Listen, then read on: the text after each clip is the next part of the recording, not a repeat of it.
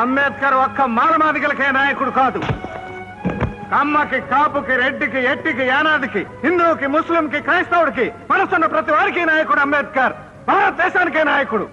అలాంటి గొప్ప నాయకుడిని కులం రంగు పులిమి దళితులకు మాత్రమే పరిమితం చేశారు. Shame shame on your part, shame on our democracy, shame on hour constitutional policy.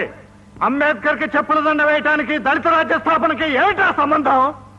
రే రే రే, నువ్వు ఎవరు అని అడిగితే నేను కమ్మని, నేను రెడ్డని, నేను మాలని, నేను బ్రాహ్మణుని చెప్తున్నాడే గాని నేను మనిషిని ఒక్కడనే చెప్తున్నాడా? చెప్పొద్దురా. కాస్ట్ ఫీలింగ్ తో కొట్టుకుని తావండి.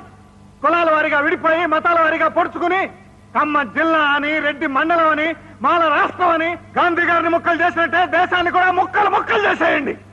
సిగ్గొదిలి, శరం వదిలి, నీతొదిలి, జాతి వదిలి, మంచి వదిలి, మనసొదిలి నరుక్కోండి, పొడుచుకోండి. కళ్ళు రెండు పొడుచుకున్న జాతి కథ.